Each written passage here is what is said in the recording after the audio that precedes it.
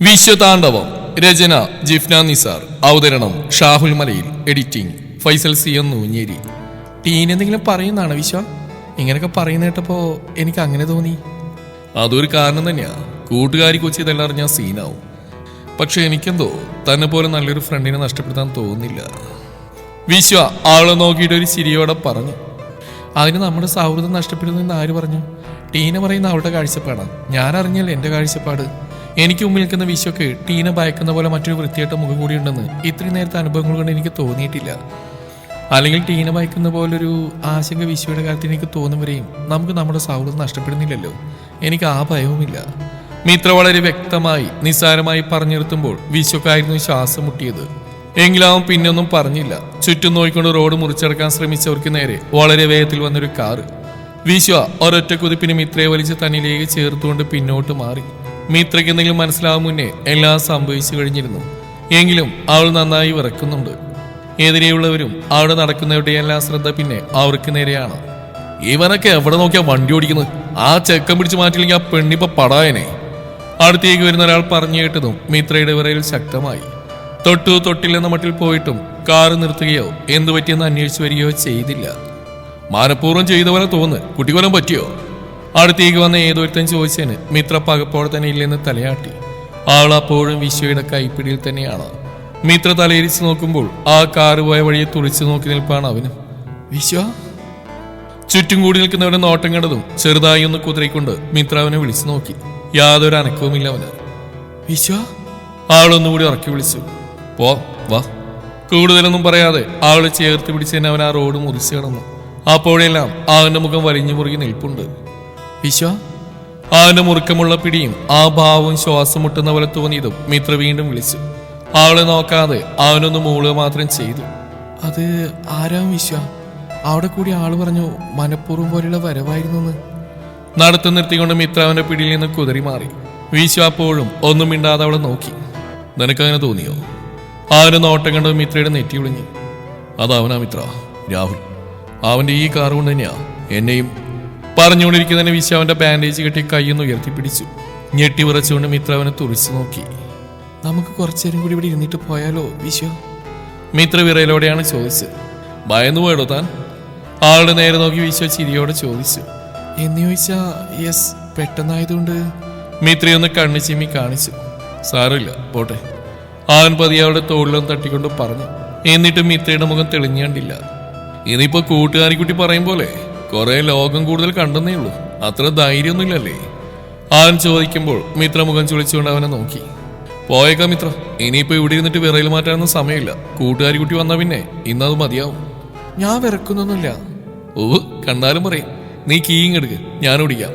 വിശ അവൾക്ക് നേരെ കൈ നീട്ടിക്കൊണ്ട് പറഞ്ഞു. കൈ കൊണ്ട് കഴിയോ എന്ന് ചോദിച്ചെങ്കിലും മിത്ര കീ എടുത്തുകൊണ്ട് അവനെ നേരെ നീട്ടിയിരുന്നു. പതിയെ പോ. വിശു അത് വാങ്ങിയിട്ട് സ്കൂട്ടിയിലേക്ക് കയറി. അവിടെ ഇട്ട് തന്നെ അവനെ തിരിച്ചു. അതുവരെയും തിരക്കൊന്നുമില്ലാത്ത ഇടങ്ങൾ വെയിൽ ചൂട് താഴ്ന്നു തുടങ്ങിയതും ആളുകൾ ഓരോന്നായി എത്തി തുടങ്ങിയിരുന്നു. വാടു, വന്നു കയറ്. വിശു വിളിച്ചവും മിത്രക്കും മടിയാണ്. ഇനിയിപ്പോ വണ്ടി ഓടിച്ച് കൈ കൂടുതൽ പണിയിരോടോ? ആൾക്കതിൽ ആശങ്കയുണ്ട്. എന്തായാലും വിറച്ചുകൊണ്ട് വണ്ടിയായിട്ട് റോഡിൽ വീണുരുളുന്ന അത്രയും പണിയരില്ല. അവനും ചിരിച്ചുകൊണ്ട് പറഞ്ഞു. അതോടെ മിത്ര പിന്നെയൊന്നും പറയാതെ വിശ്വയുടെ പിന്നിലേക്ക് കയറിയിരുന്നു. മിത്രയോട് പറഞ്ഞ പതിയെ പോവാമെന്നാണെങ്കിലും അത്യാവശ്യം സ്പീഡിൽ തന്നെയാണ് വിശ്വ വണ്ടി ഓടിച്ചത്. സ്പീഡ് കൂടുന്നുണ്ടെന്ന് കാണുമ്പോൾ മിത്ര തോളിൽ തട്ടി കൈ ശ്രദ്ധിക്കുകയെന്ന് ഓർമ്മിപ്പിക്കും. അതോടെ ഒരിത്തിരി കുറയുമെങ്കിലും വീണ്ടും പതിവ് പോലെ സ്പീഡ് കൂടും. എന്തെങ്കിലും വാങ്ങിക്കാനുണ്ടോ ഇനി? ടൗണിൽ നിന്ന് പോകും മുന്നേ വിശ്വ പിന്നിലേക്ക് നോക്കി ചോദിച്ചു. ഇല്ല, മിത്ര പറഞ്ഞോടെ അവൻ കുറച്ചുകൂടി സ്പീഡിൽ പോയി. എന്തായാലും വിചാരിച്ചതിലും നേരത്തെ തന്നെ അവർ തിരികെ എത്തി. എന്നിട്ട് പറയും മിസ് മിത്ര ഡെന്നിസ് മാത്യു, എങ്ങനെ ഉണ്ടായിരുന്നു എന്റെ കൂടെയുള്ള ഇന്നത്തെ ആദ്യത്തെ ഔട്ടിങ്? മിത്രയൊക്കെ താമസിക്കുന്ന വീടിന്റെ ഗേറ്റിന് തൊട്ടുമ്പിൽ സ്കൂട്ടി കൊണ്ടു നിർത്തി അതിൽ തന്നെ ഇരുന്നുകൊണ്ട് പിന്നിൽ നിന്നിറങ്ങി വരുന്ന മിത്രയെ നോക്കി വിശ്വ ഒരു ചിരിയോടെ ചോദിച്ചു. അങ്ങനെ ചോദിച്ചാ ആ രാഹുലിന്റെ വൃത്തിയായിട്ട് എൻട്രി ഇല്ലായിരുന്നെങ്കിൽ സോ ഹാപ്പി. മിത്ര വളരെ ആത്മാർത്ഥമായിട്ടാണ് അത് പറയുന്നതെന്ന് ആളുടെ മുഖം കണ്ടപ്പോൾ അവനും മനസ്സിലായി. ഇത്രയും ഫ്രീ ആയിട്ടൊരു ദിവസം എനിക്ക് അടുത്തൊന്നും കിട്ടിയിട്ടില്ല, താങ്ക്സ്. അവനും കുഞ്ഞൊരു ചിരിയോടെ പറഞ്ഞിട്ട് കീയൂരി മിത്ര കൊടുത്തുകൊണ്ട് സ്കൂട്ടിയിൽ നിന്നിറങ്ങി. കൈക്ക് കുഴപ്പമൊന്നുമില്ലല്ലോ അല്ലേ? കീ വാങ്ങിച്ചുകൊണ്ട് മിത്ര ചോദിച്ചു. വിശ്വയിൽ നിന്ന് തലയാട്ടി കാണിച്ചു. രാഹുൽ, അവനെതിരെ കേസ് വല്ലതും ഫയൽ ചെയ്യണോടോ? ഇതിപ്പോ പുറകെ നടന്നുകൊണ്ട് ഉപദ്രവിക്കുന്ന സ്ഥിതിക്ക് എനിക്ക് എന്തോ പോലെ. ഇന്നത്തെ സന്തോഷം കൊണ്ടുപോയതുപോലെ ഇനിയും മിത്ര വിശ്വയെ നോക്കി ആശങ്കയോടെ ചോദിച്ചു. തനിക്കങ്ങനെ ചെയ്യാൻ തോന്നുമെങ്കിൽ തീർച്ചയായിട്ടും ചെയ്യണം. എൻ്റെ എന്ത് എളുപ്പമാണെങ്കിലും ഞാൻ ഓഫർ ചെയ്യാം. എവിടെ വേണമെങ്കിലും വന്നോളാം. എൻ്റെ തിക്ക് ഫ്രണ്ടായി പോയില്ലേ. പക്ഷേ അത്രയും പറഞ്ഞുകൊണ്ട് വിശ്വ അവളെ നോക്കി. പക്ഷേ ബാക്കി പറയും, മിത്ര ആകാംക്ഷയോട് അവനോട് ചോദിച്ചു. ഒന്നുകൂടി ആലോചിച്ച് നോക്കിയിട്ട് പോരെ എന്ന എൻ്റെ അഭിപ്രായം. മറ്റൊന്നുകൊണ്ടല്ല, പോലീസ് കേസ് എന്നൊക്കെ പറയുമ്പോൾ കോളേജ് പിള്ളേരല്ലേ, എങ്ങാനും മീഡിയൊക്കെ മണത്തറിഞ്ഞാൽ പിന്നെ നമ്മൾ ഉദ്ദേശിച്ച പോലെ ആവില്ല. അവരത് റേറ്റിംഗ് കിട്ടുന്ന ഒറ്റ ഉദ്ദേശം വെച്ചിട്ട് പരമാവധി വളച്ചൊടിക്കും. അതുകൊണ്ട് വെറുതെ ഒരു വയ്യാവേലി കൂടി തലയിൽ എടുത്തു വെക്കണമെന്നാണ് എനിക്ക്. വിശ്വാന്റെ അഭിപ്രായം തുറന്നു പറഞ്ഞു. അതോടൊപ്പം തന്നെ അവൾ എന്ത് തീരുമാനമെടുത്താലും കൂടെ നിൽക്കുമെന്നുള്ള ഉറപ്പ് കൊടുക്കാനും മറന്നില്ല. ഇനിയിപ്പോൾ പോലീസ് കേസൊക്കെ ആയാലും അതെല്ലാം തന്നെ ഇതിലേക്ക് ഇറക്കിയവർ വേണ്ട വിധം കൈകാര്യം ചെയ്തോളുമെന്ന് അവന് നല്ല ഉറപ്പുണ്ട്. ഇതെല്ലാം ഇത്രയും നല്ല രീതിയിൽ കൊണ്ടെത്തിച്ചവർക്ക് അതും അത്ര വലിയ കാര്യമൊന്നും ആവില്ല. അതുകൊണ്ട് അവനതിൻ്റെ പേരിൽ ഭയമൊന്നുമില്ല. എനിക്കും അതിനൊന്നും താല്പര്യമില്ല വിശ്വ. പക്ഷെ അവനിങ്ങനെ വിടാതെ പിന്നാലെ തന്നെ കൂടുമ്പോൾ ആദ്യം തന്നെ ഇന്നെന്നെ, ഇന്നിപ്പോൾ വിഷയമുള്ളതുകൊണ്ട്. അല്ലായിരുന്നെങ്കിലോ? അവന് പറയുന്ന ഇതിന് കൂടി ഉണ്ടായിട്ടാ മിത്ര ഇത്രയും ആവേശം. തൽക്കാലം ഒതുക്കി കൊടുക്കേണ്ടത് അത്യാവശ്യമായിരിക്കുന്നു. സ്വന്തം കൈ എന്ന് ഉയർത്തി നോക്കി വിശ്വ കടുപ്പത്തിൽ പറഞ്ഞു. താനൊന്നുകൂടി ആലോചിച്ച് നോക്ക്. എന്നിട്ടും കേസ് കൊടുക്കണം, അല്ലെങ്കിൽ കേസ് കൊടുത്ത് അതിനൊരു അവസാനം എന്നതിനെ തോന്നുന്നുണ്ടെങ്കിൽ എന്നെ വിളിക്കുക. നമുക്ക് ആ വഴി തന്നെ നോക്കാം. ഇപ്പം അന്ന് ഓർത്ത് വെറുതെ ടെൻഷൻ ആവില്ലേ. സമാധാനമായിട്ട് എല്ലാത്തിനും ഒരു അവസാനം ഉണ്ടാവും. അപ്പോഴും വല്ലായ്മ നിറഞ്ഞു നിൽക്കുന്ന മിത്രയെ നോക്കി വിശ്വ ചിരിയോടെ പറഞ്ഞു. എങ്കിലേ പോയിട്ട് കൂട്ടുകാരി വരുമ്പോഴേക്കും പറയാൻ നല്ലൊരു ചിമിട്ടൊന്നും ഉണക്കാതെ കണ്ടുവച്ചോ. അതിൻ്റെ ആവശ്യമുണ്ടോ? ആൾ മുഖം ചൊളിച്ചു. എന്നോടാണ് ചോദിക്കുന്നത്. എനിക്കറിയില്ല. എൻ്റെ കൂട്ടുകാരൻ ഏതായാലും ഇനി നാളെ വരും. അതുകൊണ്ട് ഇവിടെ നടന്ന് അവൻ അറിയാൻ പോകുന്നില്ല. ഇനി അഥവാ അറിഞ്ഞാലും ആ പേരിൽ വഴക്കൂടേണ്ടി വരില്ല. അവൻ പറഞ്ഞു കേട്ടിട്ട് മിത്രയുടെ മുഖം മങ്ങി. പോട്ടിടും വിട്ടേ, നമുക്കറിയാം. ഇന്ന ദിവസം കൊണ്ട് കുറച്ചുകൂടി ആഴത്തിൽ അറിയാൻ കഴിഞ്ഞു. അത്രയും മതി. ആദ്യം തന്നെ അതും പറഞ്ഞപ്പോൾ ആളൊന്ന് ശ്വാസമെടുത്തു. ഇനിയിപ്പോൾ രാത്രിയിൽ ഫുഡ് എന്ത് ചെയ്യും? മിത്ര ചോദിച്ചു. സിമ്പിൾ, പറ്റിയ കുറച്ച് ഉപ്മാവ് ഉണ്ടായി കഴിക്കും. ഇല്ലെങ്കിൽ ഈ കൈയും വെച്ചോ? മിത്ര അവൻ്റെ ബാൻഡേജ് ചുറ്റി വലത് കൈ ചൂണ്ടിക്കാണിച്ചുകൊണ്ട് ചോദിച്ചു. അപ്പോഴാണ് അവനത് ഓർത്തത്. അതല്ലേ ഞാൻ പറഞ്ഞ് പറ്റിയാൾ, അതായത് കൈക്ക് പ്രത്യേകിച്ച് വേദനയൊന്നും ഇല്ലെങ്കിൽ ഉണ്ടാക്കി കഴിക്കും. അവൻ കൈ ഉയർത്തി അതിൻ്റെ ഭംഗി നോക്കും പോലെ നോക്കിയിട്ട് പറഞ്ഞു. ഇല്ലെങ്കിലോ? അതതിനേക്കാൾ സിമ്പിൾ. ഇന്നൊരു ദിവസം കഴിക്കുന്നില്ലെന്ന് നോക്കൂ. പട്ടിണി എടുക്കാനോ? ഒരു ദിവസം കഴിച്ചില്ലെന്ന് വെച്ചുകൊണ്ട് ജീവനൊന്നും പോയില്ല എൻ്റെ തീക്ക് ഫ്രണ്ട്. അവനൊരു ചിരിയോടെ പറഞ്ഞു. പോരുമഴി വാങ്ങായിരുന്നു, ഓർത്തതുമില്ല. മിത്ര പറഞ്ഞ വിശ്വ ചിരിച്ചള്ളി. എങ്കിലും അകത്തേക്ക് കിട്ടോ. കൂട്ടുകാരി വരുന്നവരെ തന്നെ നമ്മളിങ്ങനെ നിൽക്കുന്നുണ്ടല്ലേ. നിന്റെ കാര്യം പോക്ക. ഇതിപ്പോൾ അവളെ എന്നേക്കാൾ പേടി തനിക്കാനുള്ള ഫ്രണ്ടേ. അവനെ കളിയാക്കി ചിരിച്ചുകൊണ്ടാണ് മിത്ര പറഞ്ഞ്. എനിക്കെന്ത് പേടി? എല്ലാം നിന്നെ മാത്രം ഓർത്തിട്ടാടി ഫ്രണ്ട്. എനിക്ക് വേണ്ടി നിന്റെ കൂട്ടുകാരായിട്ട് നീ വഴക്കുണ്ടാക്കുന്നത്. അതിൻ്റെ പേരിൽ രണ്ടാളും തമ്മിലൊരു പിണക്കം. അതിന് എത്ര ചെറിയ പിണക്കമാണെങ്കിൽ പോലും അതത്ര സുഖമുള്ള ഏർപ്പാടല്ലല്ലോ. അതുകൊണ്ടല്ലേ. അല്ലെങ്കിൽ അന്ന് എന്നെ അത്രയും പറഞ്ഞു പോയ ആളൊന്നും തിരിച്ചു പറയാൻ ഞാൻ മടക്കി വിടുമോ? എൻ്റെ സ്വഭാവം വെച്ചിട്ട് എടുത്തിട്ട് കുടഞ്ഞ് വിടേണ്ടതാ. ചെയ്യില്ല. ആവും നിനക്ക് വേണ്ടിയല്ലേ ഫ്രണ്ട്. അവനും അവള് പറഞ്ഞ പോലെ അതേ താളത്തിൽ തന്നെ പറഞ്ഞു. അതോടെ മിത്ര അവനെ ഒന്ന് സൂക്ഷിച്ച് നോക്കി. വണ്ടി നീ എടുത്തു നോക്കില്ലേ? എങ്കിൽ ബൈ. ഇനിയും കൂട്ടുകാരുടെ കണ്ണുപിടിച്ചുകൊണ്ട് എപ്പോഴേലും കാണാം. ആവും പറഞ്ഞുകൊണ്ട് അവൻ്റെ വീടിന് നേരെ നടന്നുപോയി. ഒരു നിമിഷം കൂടി അത് നോക്കി നിന്നിട്ട് മിത്രയും കയറ്റുന്നുകൊണ്ട് സ്കൂട്ടി അകത്തേക്ക് കയറ്റി വെച്ചിട്ട് അവളും കയറിപ്പോയി. വിചാരിച്ചതിലും വൈകിയാണ് ടീന തിരികെ വന്ന്. നിന്റെ ഫോൺ എവിടെയടി? അവൻ ചോദിച്ചുകൊണ്ടാണ് അവൾ അകത്തേക്ക് ചെന്ന് തന്നെ. പോയെന്നത്തെ കുറച്ച് ഡ്രസ്സ് വാഷ് ചെയ്യാനുകൊണ്ട് മിത്ര ചെന്ന് കയറി കുറച്ച് കഴിഞ്ഞും അതിന് പുറകെയായിരുന്നു.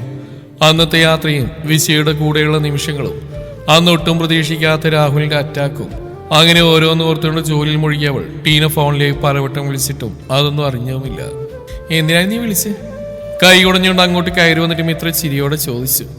നീ എത്തിയോന്നറിയാൻ. കയ്യിലുള്ള കവർ അടുക്കള സ്ലാബിൽ വെച്ചുകൊണ്ട് ടീന പറഞ്ഞു. ഇതൊക്കെ എന്താ? അത്യാവശ്യം കനത്തിലുള്ള ആ കവറുകൾ കണ്ടിട്ട് മിത്ര ചോദിച്ചു. അതിന്റെ കാര്യമൊന്നും പറയണ്ട, മനുഷ്യന്റെ നടുവിടിഞ്ഞു. അച്ചാറുകൾ, മുറുക്ക്, ചമ്മന്തിപ്പൊടി, ഇറച്ചി വരട്ട്, അങ്ങനെ എന്തൊക്കെയുണ്ട്. നിന്റെ ഗ്രേസി മാമി തന്നിട്ടാ. പിള്ളേർക്ക് ആരെയായിട്ടൊന്നും വെച്ചിട്ടുണ്ടാക്കാൻ അറിയില്ലെന്ന് ആൾക്കറിയാലോ. ടീന അതോടെ വിളിച്ച കാര്യമൊക്കെ വിട്ട് അതിന് പിറകെയായി. രാത്രി കഴിക്കാൻ കൂടിയുള്ളുണ്ട് അതിനുള്ളിൽ. ഞാൻ ഒന്ന് എടുത്തു വെക്കോ? ഇല്ലേ ചിലപ്പോൾ കേട് വന്നേക്കും. ഞാനൊന്ന് കുളിച്ചു വരട്ടെ. ആടൊന്നും കുളിക്കാനൊന്നും ടൈം കിട്ടിയില്ല. ആരൊക്കെ ഉച്ചയ്ക്ക് ശേഷമാണ് പോയത്. പിന്നെ ധൃതിയിൽ മേല് കഴുകി ഓടിപ്പോന്ന ട്രാഫിക് പേടിച്ചിട്ട്. ടീന ബാക്കിയുള്ള കൂടി അടുക്കളയിലേക്ക് കൊണ്ടുവച്ചിട്ട് പറഞ്ഞു. അതോടെ മിത്ര കവർ തന്നിട്ട് ഓരോന്നും പുറത്തെടുത്തു. ടീന അവളുടെ മുറിയിലേക്ക് പോയി. ടീന പറഞ്ഞ പോലെ തന്നെ കുറച്ചേറെ സാധനങ്ങളുണ്ട്. അവൾ അതിൽ അതാത് സ്ഥലത്തേക്ക് മാറ്റിവെച്ചു. രാത്രി കഴിക്കാൻ കൊടുത്തുവിട്ട ചപ്പാത്തിയും ചിക്കൻ കറി എടുത്ത് ഫ്രിഡ്ജിൽ വെച്ചിട്ട് അവൾക്കും ടീനക്കും കൂടി ഓരോ ഗ്ലാസ് ചായക്ക് വെള്ളം വെച്ചു. അത് തിളപ്പിച്ച് ഗ്ലാസ്സിൽ പകർന്ന് അവിടെ ഉണ്ടായിരുന്ന പലഹാരങ്ങളുമായി ഹാളിലേക്ക് ചെന്നപ്പോഴേക്കും കുളിച്ചു കഴിഞ്ഞ് ടീനയും അങ്ങോട്ട് എത്തി. ഹോ, ഇരട്ട പറ്റ സുഖം. മിത്രയെ കണ്ടതും ടീന ആദ്യം പറഞ്ഞ അതാണ്. ഇവിടേക്കൊരു സെർവന്റിനെ വെക്കണമെന്ന് ചോദിക്കുന്നുണ്ട് വീട്ടിൽ നിന്നും. എന്ത് പറയണം? ഞാൻ നിന്നോട് കൂടി ആലോചിച്ച് നോക്കിയിട്ട് പറയാമെന്ന് പറഞ്ഞ് പോകുന്നു. ടീന ചായ കയ്യിലെടുത്തുകൊണ്ട് മിത്രയെ നോക്കി. വേണോ? മിത്ര മുഖം ചൊളിച്ചു. പോസിറ്റീവും ഉണ്ട് നെഗറ്റീവും ഉണ്ട്. എല്ലാം ചെയ്തു തരാൻ ഒരാളുണ്ടെങ്കിൽ നമുക്ക് കുറച്ചുകൂടി എൻജോയ് ചെയ്യാം. അത് പോസിറ്റീവ്. പക്ഷെ നമുക്ക് നമ്മുടെ പ്രൈവസി പോകും. അതായത് നമ്മളിവിടെ നന്നായിട്ടൊന്ന് തുമ്മിയാൽ അത് വീട്ടിലറിയിക്കാൻ ഒരു ചാരനെ കാശ് കൊടുത്ത് നിർത്തുന്ന പോലെയാവും. അത് തൽക്കാലം ഇങ്ങനെയൊക്കെ പോട്ടെ. ഒട്ടും പറ്റുന്നില്ലെങ്കിൽ നമുക്ക് ആ ഓഫർ സ്വീകരിക്കാം. അതുവരെ നമുക്ക് പ്രൈവസി മുഖ്യം ബീലേ. മിത്ര ചിരിയോടെ പറഞ്ഞ് സമ്മതിച്ചു എന്ന പോലെ ടീനയും കൈവിരൽ ഉയർത്തി കാണിച്ചു. തനിക്കരികിൽ നിന്ന് ഫോൺ ബെല്ലടിച്ചപ്പോൾ വിശ്വമുഖം ചരിച്ചു നോക്കി. അതിൽ മിത്രയെന്ന് കണ്ടതും അവനൊന്ന് വിറച്ചു. കയ്യിലുള്ള ചായക്കപ്പിൽ പിടിമുറുക്കി. കുറച്ചു മുന്നേ കണ്ട അവളുടെ മെസ്സേജ്. ഓക്കെ അല്ലേ വിശ്വ എന്നുള്ളത്. കഴിഞ്ഞുപോയ രാത്രിയിൽ അയച്ചതാണ്. അതിനൊപ്പം തന്നെ ഒരു മിസ്ഡ് കോളും ഉണ്ട്. അതെല്ലാം അവൻ്റെ ഉള്ളിലൂടെ ആ നിമിഷം പാഞ്ഞുപോയി. ഇന്നലെ ഉറങ്ങിപ്പോയിട്ട് പിന്നെ പുലർച്ചെ എപ്പോഴാണ് ഉറക്കം വിട്ട് എണീറ്റത്. പിന്നെ എത്ര ശ്രമിച്ചിട്ട് ഉറങ്ങാൻ സാധിച്ചില്ല. ആകെ കൂടി വല്ലാത്തൊരവസ്ഥ.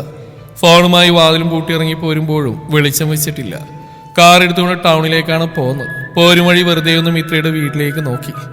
നടക്കാനിറങ്ങിയവരും വെറുതെ പുലരിയുടെ ഭംഗി ആസ്വദിച്ച് നിൽക്കുന്നവരുമായി വഴിയോരമെല്ലാം ഏറെക്കുറെ സജീവമാണ്. അധികം തിരക്കൊന്നുമില്ലാത്തൊരു കടയിൽ നോക്കി വിശ്വ കയറി ഒരു ചായക്ക് പറഞ്ഞു. അതിനിടയിൽ ഫോൺ എടുത്ത് നോക്കുമ്പോഴാണ് മിത്രയുടെ മെസ്സേജ് കാണുന്നത്. അപ്പോൾ മുതൽ മനസ്സിലൊരു വിങ്ങലാണ്. ആൾ തന്റെ ക്ഷേമം അന്വേഷിക്കുന്നു. അതിനർത്ഥം ആൾക്ക് താൻ പ്രിയപ്പെട്ട ആരോ ആണെന്നാണ്. അങ്ങനെയൊരു തോന്നലുണ്ടാകുമ്പോൾ മാത്രമേ അത്തരമൊരു ചോദ്യം ജനിക്കൂ. മിത്രക മറുപടിയൊന്നും കൊടുക്കാതെ ആ മെസ്സേജിൽ നിന്ന് തിരിച്ചിറങ്ങി പോന്നിട്ടും ചിന്തകളിൽ നിന്ന് അവൾ വിട്ടു പോയതുമില്ല. തലേന്ന് അവൾക്കൊപ്പമുള്ള നിമിഷങ്ങൾ ഓർത്തിരിക്കെ തന്നെയാണ് അവൾ ഫോണിൽ വിളിച്ചത്. ഒരു പ്രാവശ്യം മുഴുവൻ അത് അടിച്ചു തീരും വരെയും വിശ്വം നോക്കിയിരുന്നു. വീണ്ടും മിത്രയെന്ന് പേര് മിന്നിച്ചുകൊണ്ട് ഫോൺ ബില്ലടിച്ചുകൊണ്ടേയിരുന്നു.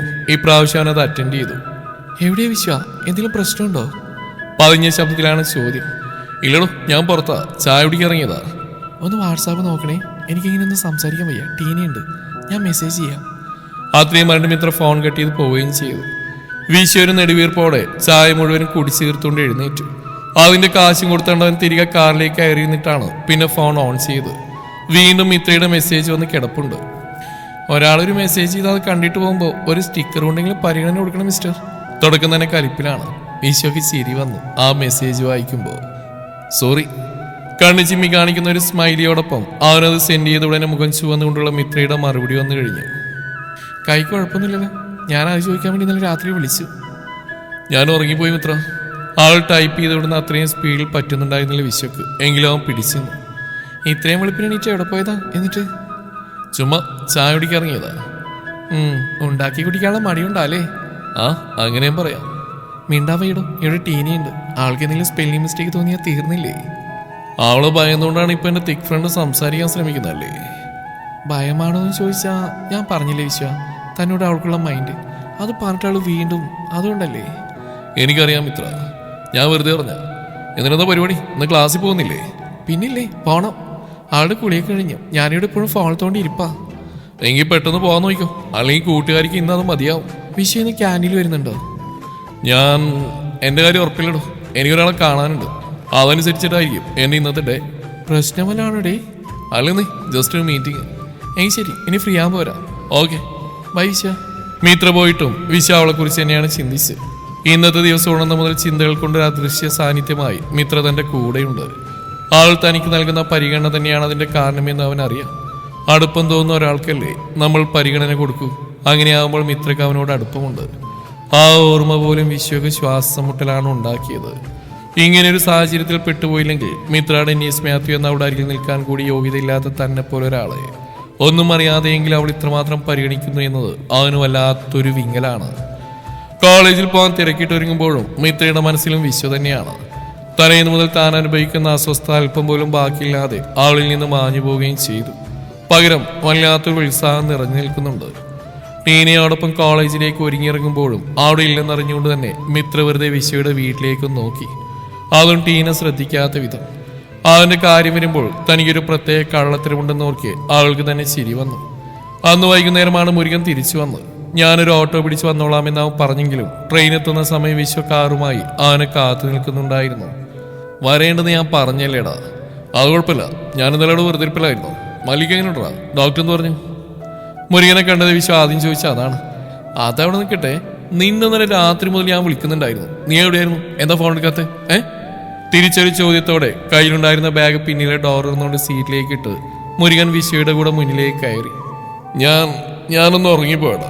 ഇന്നലെ ഒരുമാതിരി ഒരു വിശ്വ വണ്ടി മുന്നോട്ടെടുത്തു. ഉണ്ടാവും, നിന്നോട് ഞാൻ പറഞ്ഞല്ലേ ഒരുമിച്ച് പോകാന്ന്. അപ്പൊ ചാടിയിട്ടിട്ട് ഇരുന്നിട്ടല്ലേ? അതോട് എന്നിട്ട് നീ പറ, മല്ലിക്ക് ഓക്കെ അല്ലേ? വിശ്വക്ക് അതറിയാനായിരുന്നു തിടുക്കം. ആ ഒരൊറ്റ കാര്യത്തിന് വേണ്ടിയാണ് ഇത്രയും വലിയൊരു ക്രൂരത ചെയ്യാൻ ഇറങ്ങി പുറപ്പെട്ടത്. ആൾക്കിപ്പോൾ കുഴപ്പമൊന്നുമില്ല, ഇതുപോലെ തന്നെ മുന്നോട്ട് പോയാൽ മതിയെന്ന് പറഞ്ഞു. ഇനി 2 ആഴ്ച കഴിഞ്ഞ് ഒന്നുകൂടി കൊണ്ടുപോയി കാണിക്കാനും. മുരുകന്റെ മുഖത്ത് ആശ്വാസം തന്നെയാണ്. എന്നത്തേക്ക് സ്കൂളിൽ പോകാൻ പറ്റുന്ന വല്ലതും പറഞ്ഞോ? ഇല്ലടാ, അത് ഞാൻ ചോദിച്ചില്ല. നീ എന്തൊരു പണിയാ മുരുക കാണിച്ച്? കഴിഞ്ഞ പ്രാവശ്യം വിളിച്ചപ്പോഴവൾ ആകെ പറഞ്ഞ അതാ, ഡോക്ടറെ കണ്ടു വന്നിട്ട് സ്കൂളിൽ പോകുന്നു. വിശ്വ മുരുകനെ നോക്കി. എനിക്കറിയടാ, എന്നോട് ചെന്ന മുതൽ അവൾ തന്നെ പറയുന്നുണ്ടായിരുന്നു. പക്ഷെ അമ്മ പറഞ്ഞപ്പോൾ ചോദിക്കണ്ട, 2 ആഴ്ച കഴിഞ്ഞ് പോകുമ്പോൾ ചോദിച്ചാൽ മതിയെന്ന്. സ്കൂളിൽ പോകാനൊന്നും അവളായിട്ടില്ല. അവൾക്കിപ്പോഴും നല്ലപോലെ ക്ഷീണമുണ്ടെന്ന്. വിശ്വൊന്നും മിണ്ടിയില്ല. ചുമ്മാതാ മുരുക, അവൾക്കിപ്പോൾ ഒരു ക്ഷീണമില്ല, മിടുക്കിയായിട്ടുണ്ട്. അമ്മയ്ക്കിപ്പോഴും പേടിയാ അവളെ ഇങ്ങോട്ടെങ്കിലും ഒറ്റയ്ക്ക് പറഞ്ഞുവിടാൻ. അന്ന് ആ സ്കൂളിൽ വെച്ച് തലവിറ്റി വീണ മുതൽ ഇങ്ങോട്ട് മലയുടെ ഓപ്പറേഷൻ കഴിഞ്ഞ് ഇന്നുവരെ അനുഭവിച്ച് അമ്മ അത്ര പെട്ടെന്നൊന്നും മറക്കില്ലടാ. മകളുടെ ജീവനേക്കാൾ വലിയ വിദ്യാഭ്യാസം എന്നൊക്കെ കരുതുന്നുണ്ടാവും.